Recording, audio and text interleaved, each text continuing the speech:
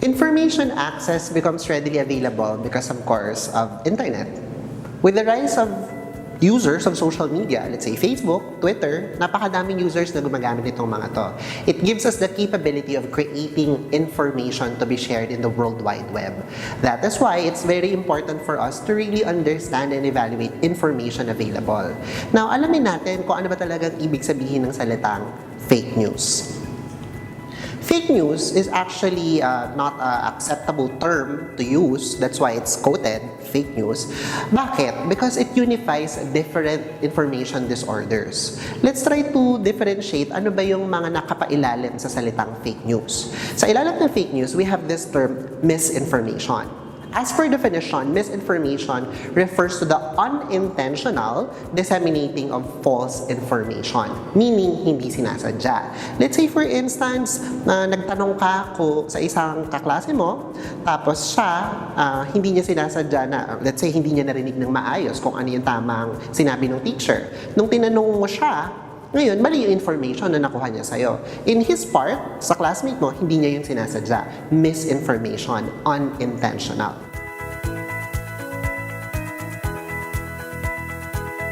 Next, another category of information disorder that overlies fake news is the term disinformation. The opposite of misinformation and disinformation, ito naman sinadya, meaning it's orchestrated, it's deliberate, it's intentional, and it sinasadyang magbigay ng maling impormasyon.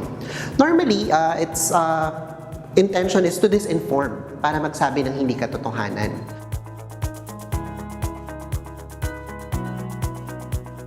Another category of information disorder na kapailalim sa fake news is the malinformation.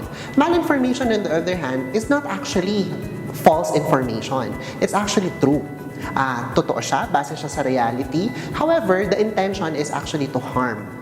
Now, kung titingnan natin sa isang Venn diagram or the figure of information disorder, misinformation is, of course, not intentional. Disinformation is intentional. On the other hand, malinformation is true, but on the other hand, it has the intention to harm.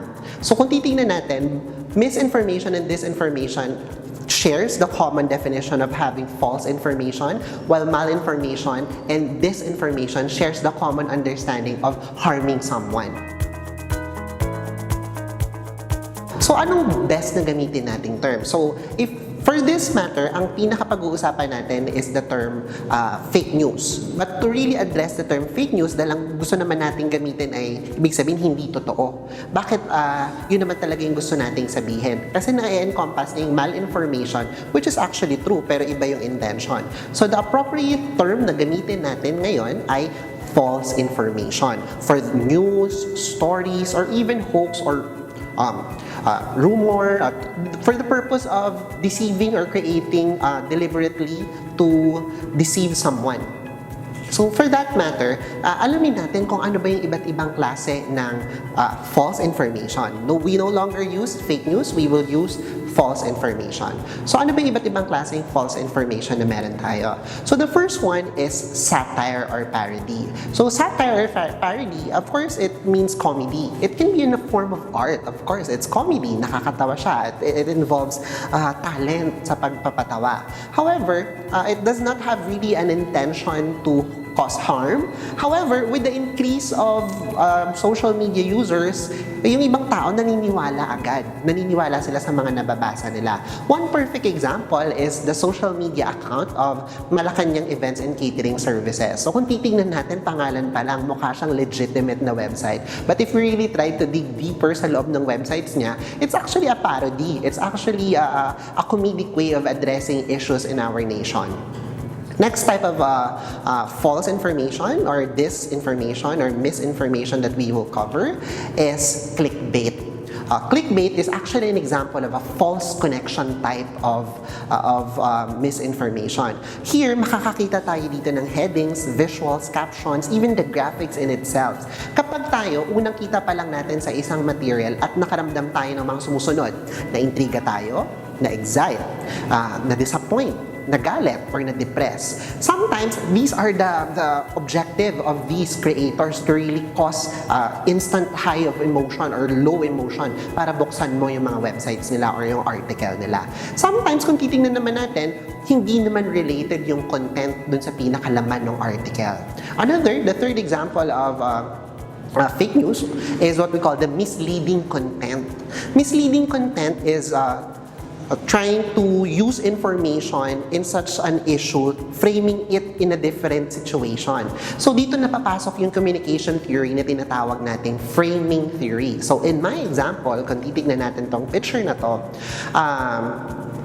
sa loob ng TV, kung titignan natin siya, yung isang lalaki yung sumasaksak sa isa.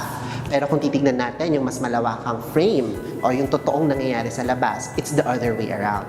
So pwede nilang i-twist yung story. So that's what we call misleading content.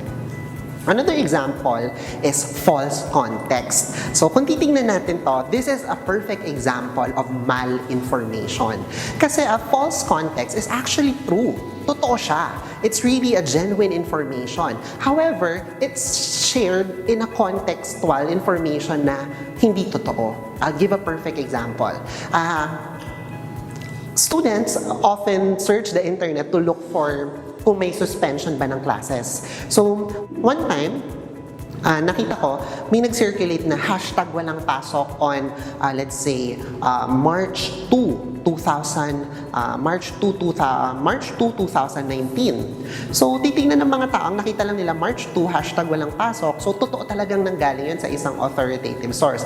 Pero titingnan natin, March 2, 2019, of course, we are now in another year. So, it can be that intention of misleading or making a false context of actually a genuine information. Another is an imposter content. Imposter content is actually genuine sources of information are impersonated. So, let's say, for instance, accounts are created with the influence of the logo of news websites such as TV Patrol, GMA News. A perfect example here are actually creating domain names o mga pangalan ng websites. I'll give you one example. We have here www.gma-tv.com when in fact, it's masquerading as if it's the actual gmanetwork.com/news. Yun yung totoo. Pero minsan, dahil nakita natin na ganun yung pangalan niya, parang totoo na siya. Another example is the cnn-channel.com. Actually, they're masquerading to be the actual identity as cnn.com. So marami yan, makikita natin minsan. But of course, we have to really evaluate. Now, ang pang-6 naman natin na example ng false information is what we call manipulated content. So, by definition, manipulated content is when a genuine information or source of information is manipulated in terms of, like, let's say, inedit siya to deceive para manloko. A perfect example here is isang viral na picture. So, kung titignan natin siya, nakakatakot, nakakadiri. So, of course, disclaimer sa iba na hindi komportable. Actually, kung titignan natin, the issue in the photo, the previous photo, is that kapag gumamit ka raw ng certain brands ng shampoo, ganyan yung mararamdaman ng skin mo or ng sabon. Actually, it's actually a manipulated content dahil yung mga holes na nakita natin kanina is actually holes of a lotus which are seed heads of a lotus flower. Now, it causes what we call, kaya nakadevelop sila ng term na trypophobia, which refers to fear of small hole patterns. And the last type of false information is the fabricated content. So by definition, this fabricated content is 100% new and 100% false. Meaning sinadya siyang gawin, sinadyang ipeke yung isang content ng information na yun para manloko.